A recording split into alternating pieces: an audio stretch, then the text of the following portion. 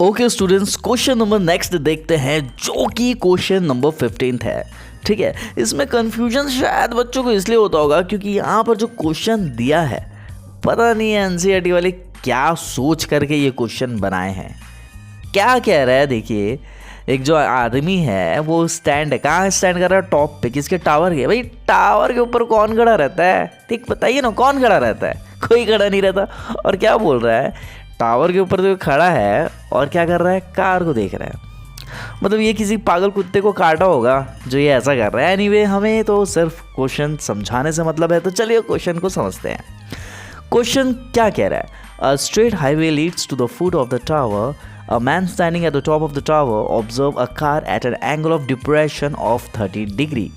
Depression का मतलब ये होता है कि एंगल ऊपर की तरफ बनता है। कैसे, वो हम आपको बताएंगे। Which is approaching the foot of the tower with a uniform speed 6 seconds later. 6 seconds के बाद the angle of depression of the car is found to be 60 degree. Find the time taken by the car to reach the foot of the tower from this point. अब question ध्यान से सुनेंगे। एक straight highway है, वो foot of a tower जा रहा है, मतलब टावर का जो फुट है उस तरफ जा रहा है।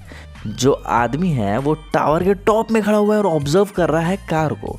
तो वहाँ पर क्या बन रहा है? एंगल ऑफ डिप्रेशन बन रहा है। कैसे? ध्यान से देखते जाइए। मान लीजिए ये टावर है जो कि बिल्कुल है, ये जो लाइन है ये टावर हो गई। ठीक है, टावर होने के बाद ये क्या कर रहा है? यहाँ पर एक गाड़ी है।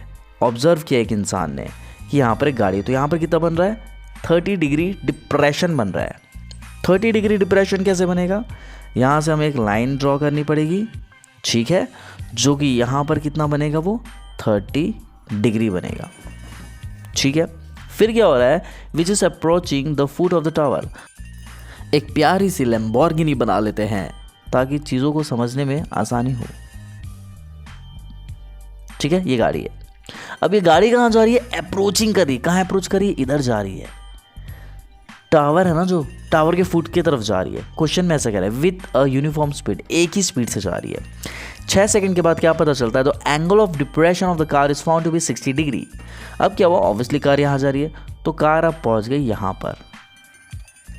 ठीक है, ऐसा मान के चलेंगे। ठीक है, कार यहाँ पहुँच गई, तो जो यहाँ पर एक मर्द खड़ा था वो क्या कर रहा है? वो देख रहा है इस कार को, और यहाँ पर बना हमारा 60 डिग्री। तो वो कैसे बनेगा? इस टाइप का कुछ बनेगा। ठीक है, तो यहाँ से लेकर के यहाँ तक बनेगा 60 डिग्री। क्यों ऐसा बना? क्योंकि बात कर रहे हैं डिप्रेशन की, और हमने आपको बताया है कि डिप्रेशन बनाने के लिए हमें इस तरीके का डायग्राम बनाना पड़ेगा जहाँ पर एंगल जो है ऊपर की तरफ शो होगा। ठीक है, तो देखिए अब हम आपको क्या बताने की कोशिश करें, पहले उसको ध्यान से सुनिए और समझिए।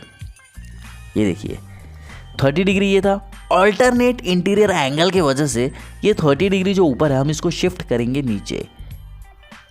कैसे नीचे आया? ऑल्टरनेट इंटीरियर एंगल की वजह से आया, जो कि क्लास 9th में आपने काफ़ी अच्छे से पढ़ा होगा। ठीक है, जो बाद में ऑब्जर्व किया वो क्या पता चला कि गाड़ी यहाँ पहुँची है, तो यहाँ पर कितनी डिग्री बन रही है डिप्रेशन में? 60 डिग्री बन रही है। तो इसको भी हम शिफ्ट करेंगे। तो देखिए क्या बोल रहे हैं, ये लाइन और ये लाइन में 60 डिग्री बनी, तो ये लाइन और ये लाइन में बनेगी 60 डिग्री। हमने 60 डिग्री को भी शिफ्ट कर दिया नीचे की तरफ। ये बात समझ में आ गई? ठीक है, अब हम इनका नामकरण कर देंगे। गाड़ी बनाने की ज़रूरत नहीं है, वो सिर्फ समझाने के लिए थी। A, B, C and D। ठीक है, हम यहाँ पर क्या सॉल्यूशन में लिखेंगे? सबसे पहले ना हम लिखेंगे let the height of tower, कितना मानेंगे? हाइट ऑफ द टावर जो है वो हमारा AB होगा, तो लिखेंगे AB को हम मानेंगे H मीटर। ये क्या है? हाइट का H है और M का मीटर हो गया। ठीक है, लिखेंगे इन ट्राइंगल ABC। हम दो ट्राइंगल के बारे में यहाँ पर बात करेंगे। दो ट्राइंगल कौन कौन से हैं? ABC, एक ट्राइंगल दिखा, दूसरे ट्राइंगल का नाम है AB एंड D। दो ट्राइंगल हमें यहाँ पर देखने मिल चुके हैं। ठीक है, तो सबसे पहले हम ABC लेकर के सॉल्व करेंगे और यहाँ पर लगाएंगे tan थीटा।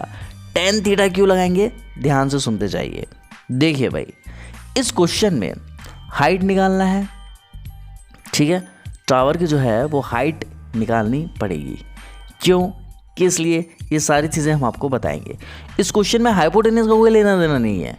क्यों, क्योंकि ऑब्जर्वर जो है वो टावर के टॉप पे खड़ा है और जो गाड़ी है वो इस तरफ से चलते हुए बी तरफ आ रही है।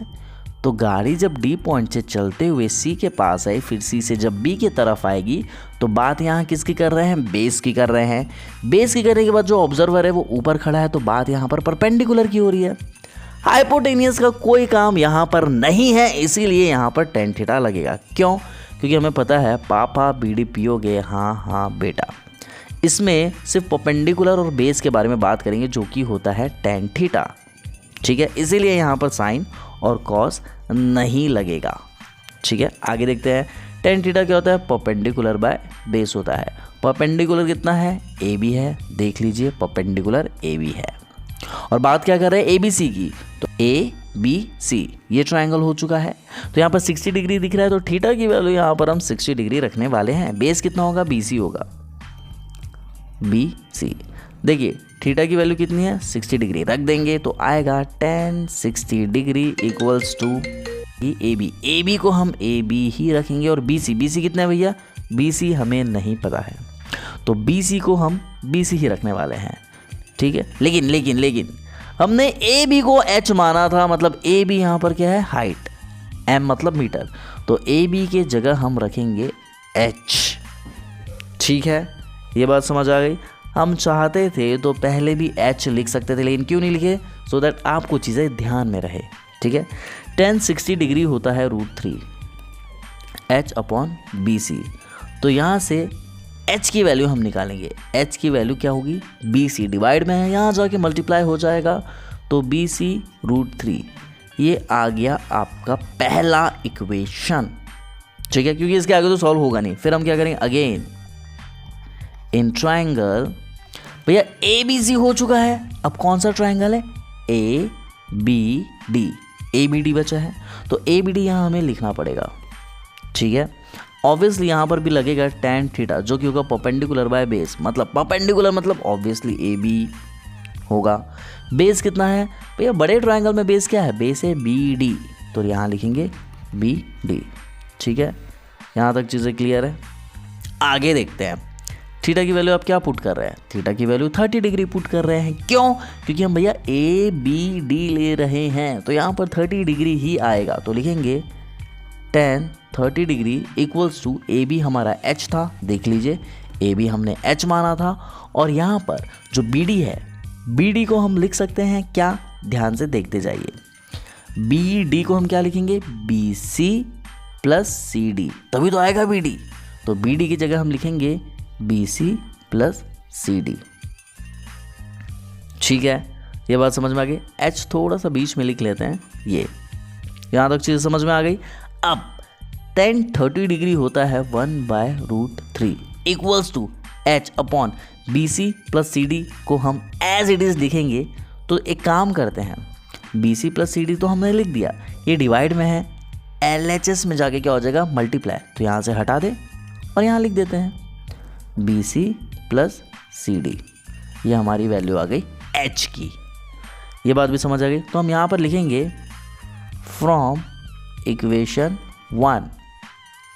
इक्वेशन 1 में हम क्या लिखने वाले हैं, हमें ये पता है कि एच की वैल्यू कितनी है, इक्वेशन 1 ये है, और यहाँ पर एच की वैल्यू बी सी √3 है, तो लिखेंगे बी सी √3। ठीक है, एच की वैल्यू जो आई है वो हम यहाँ पर पुट करने वाले हैं। तो एल एच एस में क्या है, एल एच एस में है आपका B C plus C D upon √3, B C plus C D upon √3 equals to H. भाई एच नहीं लिखेंगे, एच की वैल्यू हमारे पास है बी सी √3, तो लिखेंगे बी सी √3। ठीक है, ये जो √3 है आर एच एस में जाके मल्टीप्लाई हो जाएगा और वो आपका हो जाएगा √3 इंटू √3। ठीक है, एल एच एस में आपको बचेगा B C plus C D. हम इसको सॉल्व करेंगे तो हम सभी को पता है कि √3 मिलके 3 बनाते हैं। कैसे, ये हमने आपको काफ़ी बारी बता चुका है। ठीक है, तो बी सी इंटू 3 आ गया और यहाँ पर क्या आएगा, B C plus C D. अब आगे सॉल्व करते हैं, यहाँ पर हम सी डी की वैल्यू निकालेंगे। क्यों, क्योंकि यह बी सी 2 बार है। ठीक है, तो ये बी सी 3 लिखने से अच्छा हम इसको 3 बी सी लिखे, ज़्यादा अच्छा लगेगा सुनने और देखने में भी। ठीक है। और ये जो LHS में BC है जो कि प्लस में है वो RHS में जाके माइनस हो जाएगा ऐसा। तो जो CD की वैल्यू आई 3BC माइनस BC कितना होता है, वो होता है 2BC। ये बात समझ में आ गई। तो CD की वैल्यू यहाँ पर क्या आ रही है 2BC। अब आगे देखते जाइए क्या हो रहा है। देखिए हमें क्या निकालना है, हमें निकालना है टाइम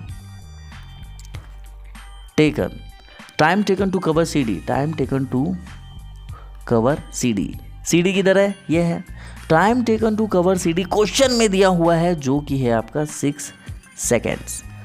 देखिए ये क्वेश्चन में दिया हुआ है 6 सेकेंड के बाद एक फिर से एंगल ऑफ डिप्रेशन बना जो कि 60 डिग्री हुआ, ठीक है। ये बात समझ में आ गई। तो यहाँ से बना 60 डिग्री। तो CD की जब हम बात करें तो ये कितना होगा 6 सेकेंड, ठीक है। और ये क्या है CD है। तो देखिए CD इक्वल्स टू 2BC निकला। इसको अगर हम आगे सॉल्व करते हैं तो क्या निकलेगा, देखो CD को मैं CD लिखा इक्वल्स टू 2BC, सेम लिखा हमने। 2 यहाँ पर क्या हो रहा है मल्टीप्लाई हो रहा है, तो हम इसको यहाँ से हटा के यहाँ डिवाइड करके इसको इक्वेशन नंबर सेकंड का नाम देंगे। क्यों देंगे, ध्यान से देखते जाइए। हमारे पास CD की वैल्यू जो है 6 सेकेंड है, तो CD की जगह 6 रखेंगे तो 6/2 हो जाएगा जो कि 3 आ जाएगा। कैसे, नहीं आया समझ में, तो देखिए हम लिखेंगे टाइम टेकन टू कवर, क्या निकाल रहे हैं BC निकाल रहे हैं, तो लिखेंगे BC। तो BC कैसे निकालेंगे, BC इक्वल्स टू, यहाँ देखिए second equation BC equals to क्या CD/2, तो यहाँ ब्रैकेट में लिखेंगे फ्रॉम इक्वेशन 2, ठीक है। अब देखिए BC इक्वल्स टू CD की वैल्यू कितनी है, वो है 6/2। कैसे 6/2, भाई CD की वैल्यू 6 है ना, /2 तो पहले से ही था, ठीक है। 2 1 ज़ा 2, 2 3 ज़ा 6, मतलब BC की जो वैल्यू आई है वो आई है 3 सेकेंड्स। और यही है आपका आंसर। तो लास्ट लाइन आप टीचर को लिख कर दिखाएंगे, यहाँ से क्वेश्चन से चीटिंग करेंगे। क्या, देखिए the time taken by the car to reach the foot of the tower from this point is 3 seconds and this is your answer. I hope आपको चीज़ें समझ में आ रही होगी। चीज़ समझ में नहीं आ रही तो प्लीज़ हमें कमेंट सेक्शन में कमेंट करके बताइए। मिलते हैं अगले वीडियो में, टिल देन बाय।